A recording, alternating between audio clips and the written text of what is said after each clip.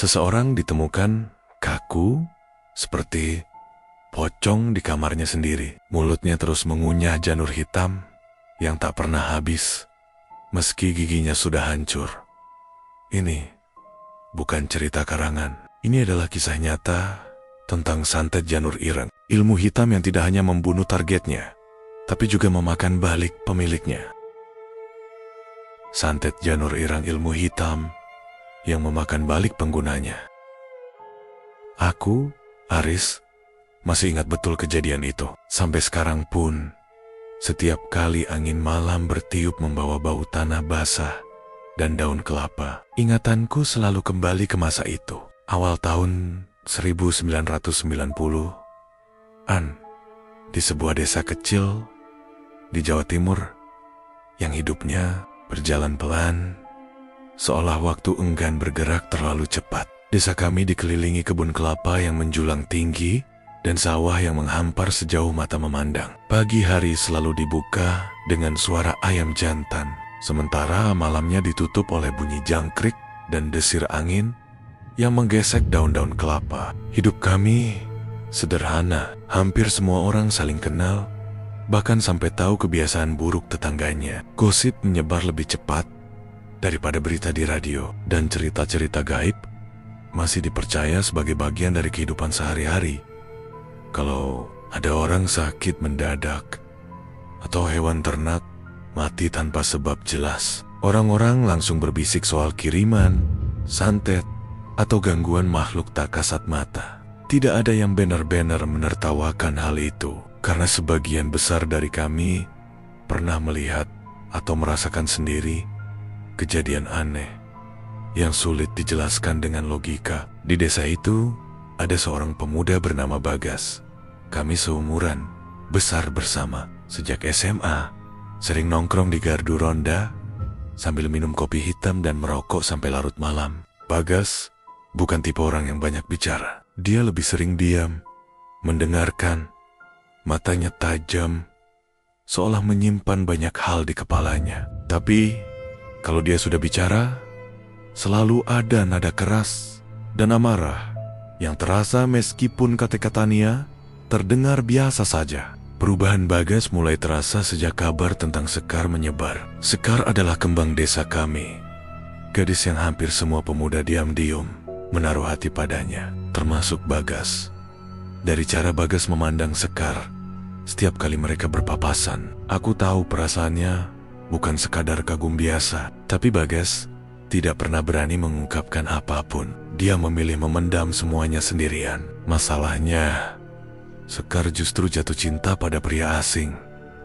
Namanya Pierre. Pierre adalah pria asal Prancis yang datang ke desa kami dengan alasan penelitian kebudayaan. Tubuhnya tinggi, rambutnya coklat terang, dan tutur katanya halus. Dia sering terlihat membawa buku catatan tebal dan kamera kecil kemanapun dia pergi. Katanya, dia tertarik pada benda-benda kuno dan kepercayaan lokal. Beberapa orang desa sempat curiga, tapi karena sikapnya sopan dan tidak pernah membuat masalah, lama-lama orang-orang menerima kehadirannya.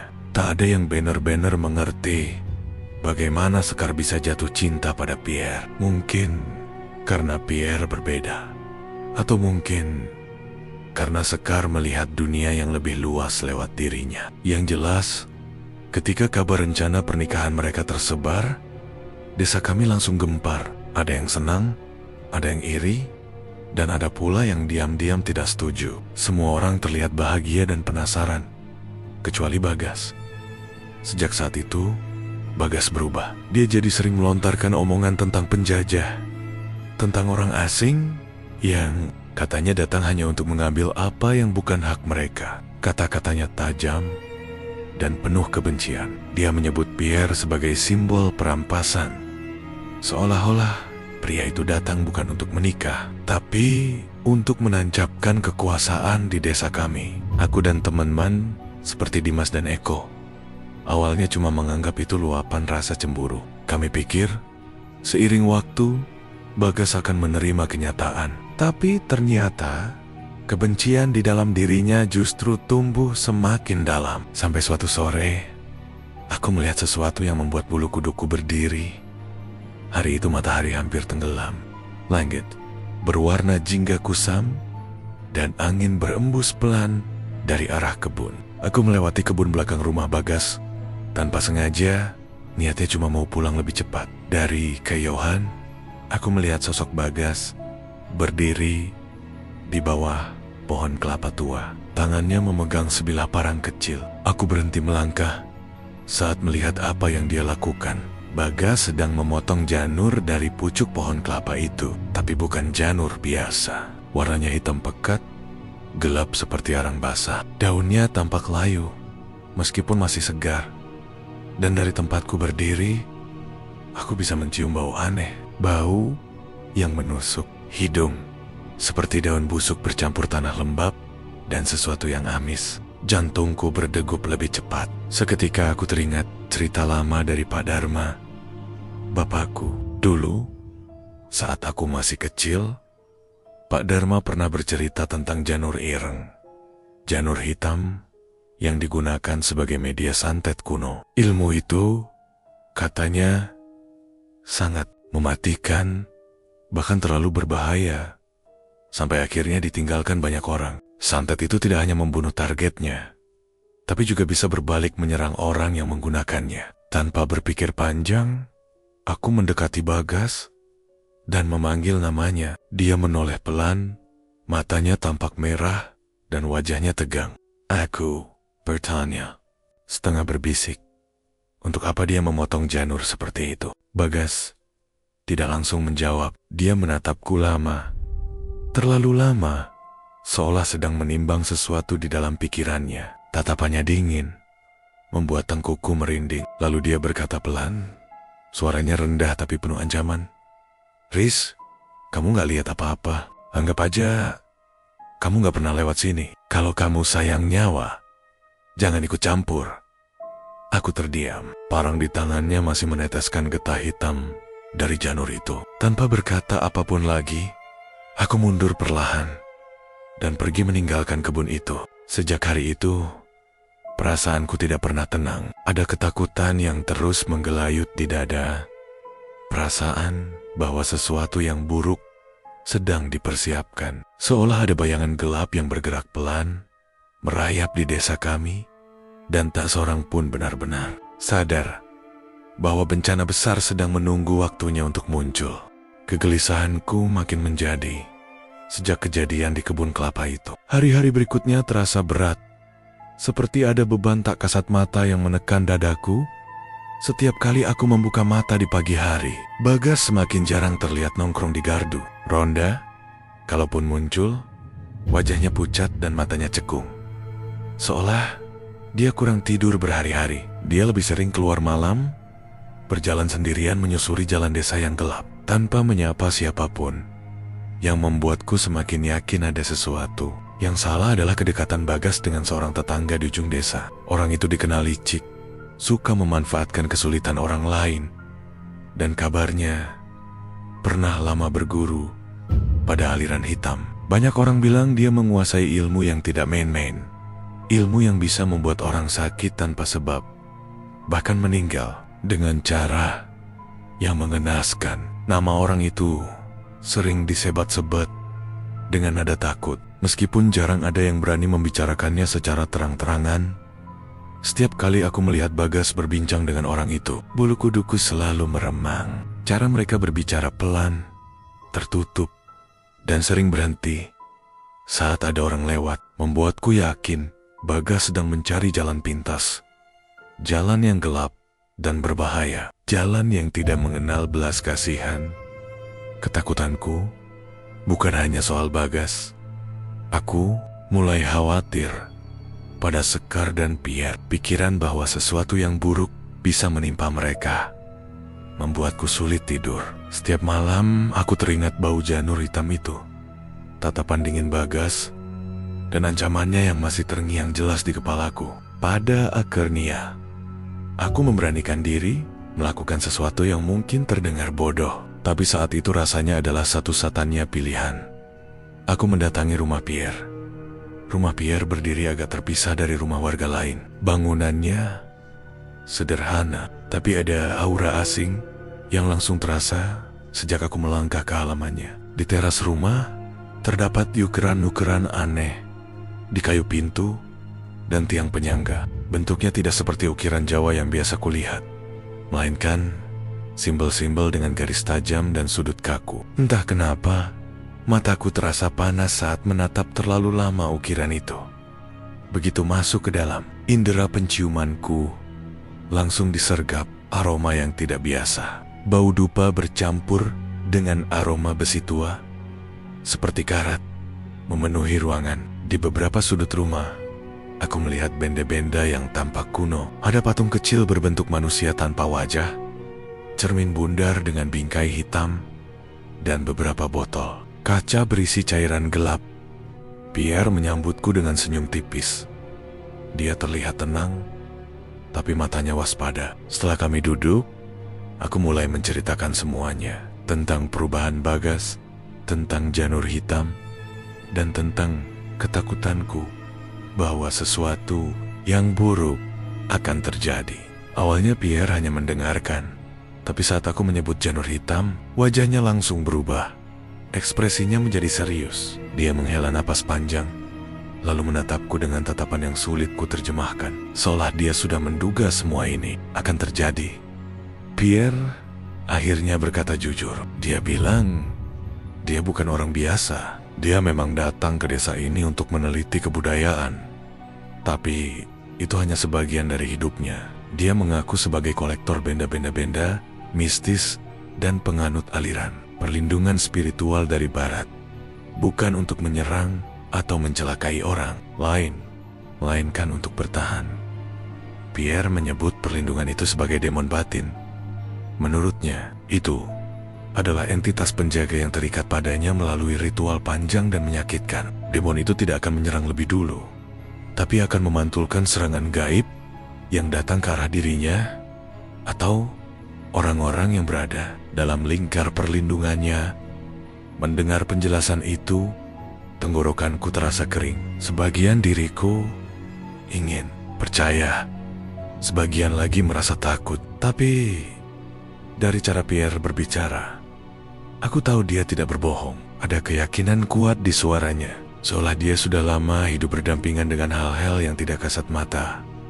Sebelum aku pulang, Pierre memintaku tinggal sebentar. Dia menyajikan makanan sederhana dan segelas minuman hangat. Saat aku menerimanya, Pierre menggumamkan doa singkat dalam bahasa yang tidak kupahami. Kata-katanya terdengar asing. Nadanya rendah, hampir seperti bisikan. Aku merasakan sensasi hangat menjalar di dadaku, tapi aku mengabaikannya, mengira itu hanya perasaanku saja. Saat itu aku tidak tahu bahwa tanpa sengaja Pierre telah memberiku perlindungan.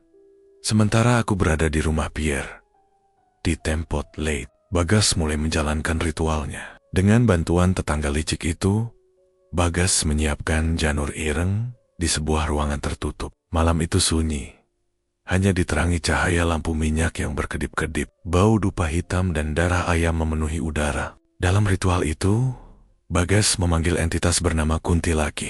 Jin ganas yang terkenal rakus dan tidak mengenal kompromi. Kuntilaki menuntut imbalan mahal. Syaratnya hanya satu, tapi kejam. Tumbal harus berasal dari orang terdekat yang mengetahui rencana tersebut. Namaku disebut.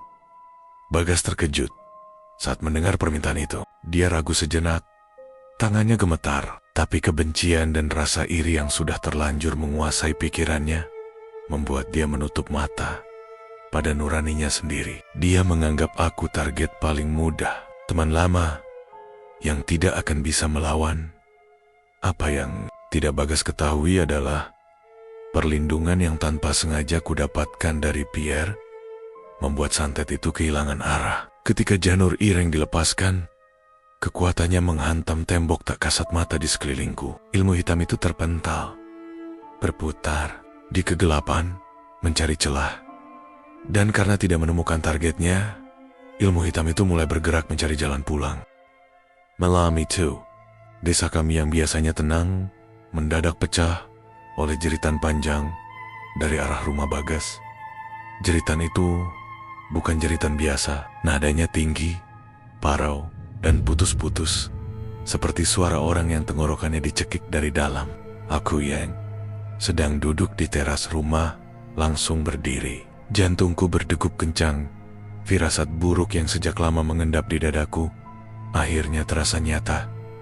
Warga berhamburan keluar rumah. Ada yang membawa senter, ada yang hanya berbekal lampu minyak. Kami berlari menuju sumber suara, melewati jalan tanah yang gelap dan licin. Di depan rumah Bagas, orang-orang sudah berkumpul. Ibunya menangis histeris, memukul-mukul pintu kamar sambil memanggil nama anaknya berulang kali. Saat pintu kamar itu akhirnya berhasil didobrak, semua orang terpaku. Bagas terbaring di atas kasur kayu, tubuhnya kaku seperti pocong.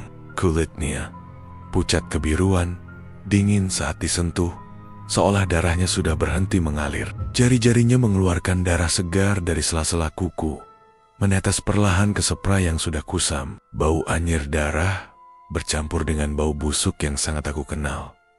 Bau janur hitam. Mulut Bagas terbuka, rahangnya bergerak tanpa henti. Dia sedang mengunyah sesuatu. Di antara giginya yang mulai retak dan patah, terlihat serat-serat hitam. Janur itu terus masuk ke dalam mulutnya, seolah muncul dari dalam tenggorokannya sendiri. Tidak peduli sekeras apa orang-orang mencoba membuka mulutnya atau menarik janur itu, rahangnya tetap bergerak. Dipaksa oleh kekuatan yang tidak terlihat, matanya terbuka lebar, menatap kosong ke langit-langit kamar. Tidak ada fokus di sana, tidak ada kesadaran. Tapi di balik tatapan kosong itu, aku merasakan sesuatu sedang menatap balik, sesuatu yang bukan Bagas. Dimas yang berdiri di sampingku tiba-tiba muntah. Bau busuk itu terlalu menyengat. Eko gemetar hebat. Tubuhnya sampai harus disandarkan ke dinding. Sekar yang baru datang dan melihat kondisi Bagas langsung pingsan. Tubuhnya ambruk ke lantai dengan wajah pucat pasi. Tidak ada yang tahu harus berbiup. Sebagian orang membaca doa, sebagian lagi hanya bisa menangis dan menyebut nama Tuhan dengan suara bergetar. Setiap kali ada yang mencoba mendekat, jeritan Bagas kembali pecah. Kali ini bercampur dengan suara tawa pelan yang keluar dari tenggorokannya. Suara itu bukan suara manusia dewasa, bukan pula suara anak kecil. Suara itu terdengar tua dan penuh ejekan. Akhirnya seseorang menyarankan membawa Bagas ke rumah Haji Mansur, orang yang dikenal menguasai pengobatan kampung dan doa tua. Dengan susah payah, kami mengangkat tubuh Bagas. Tubuhnya ringan, terlalu ringan untuk ukuran orang dewasa. Sepanjang jalan, mulutnya masih mengunyah janur hitam itu tanpa henti. Hari-hari berikutnya terasa seperti mimpi buruk yang tidak mau berakhir. Bagas dirawat di rumah Haji Mansur selama berhari-hari. Setiap malam, ritual dilakukan. Bau dupa, kembang, dan asap kemenyan memenuhi rumah itu. Doa-doa dibacakan, air putih dijampi, dan janur hitam yang terus muncul dari mulut Bagas dibakar. Satu persatu beberapa kali, Bagas sadar. Tapi setiap kali membuka mata, dia menjerit ketakutan, seolah melihat sesuatu yang mengerikan berdiri di sudut ruangan. Dia menyebut nama-nama yang tidak dikenal, berteriak minta ampun, dan memohon agar makhluk itu pergi. Tubuhnya bergetar hebat, seperti orang kedinginan meski cuaca sedang panas. Butuh waktu lama sampai akhirnya kondisi Bagas stabil. Janur hitam itu berhenti muncul. Jeritan malam perlahan menghilang, dan tubuhnya mulai terasa hangat kembali. Pegal, selamat. Tapi semua orang tahu, dia tidak pernah benar-benar kembali seperti dulu. Sejak kejadian itu, Bagas berubah total. Dia menjadi pendiam, lebih pendiam dari sebelumnya. Tatapannya kosong, suaranya lirih, dan dia sering terbangun di tengah malam sambil menangis. Hal yang paling menyedihkan adalah ketakutannya pada pohon kelapa. Setiap kali melihat batang kelapa, daun yang melambai, atau bahkan bayangan janur di tanah, Bagas langsung gemetar dan menutup wajahnya. Kadang dia berteriak histeris, memohon agar janur itu tidak dimasukkan lagi ke mulutnya. Pierre dan Sekar tidak lama kemudian pindah dari desa. Tidak ada pesta perpisahan, tidak ada kabar. Mereka pergi begitu saja, seolah ingin menghapus semua kenangan kelam itu. Sejak kepergian mereka, rumah Bagas perlahan dibiarkan kosong. Pintu dan jendelanya tertutup rapat, kebunnya tidak terurus, dan pohon kelapa di belakang rumahnya dibiarkan. Tumble liar. Sampai sekarang, tidak ada yang berani memotong janur dari pohon itu. Dari kejadian itu, kami semua belajar satu hal yang tidak pernah kami lupakan. Ilmu hitam bukan senjata yang bisa digunakan sesuka hati. Ilmu hitam adalah hutang, dan hutang itu cepat atau lambat selalu ditagih. Bukan dengan cara biasa, tapi dengan bunga yang mahal. Panggan Iowa. Dan cerita pun tamat.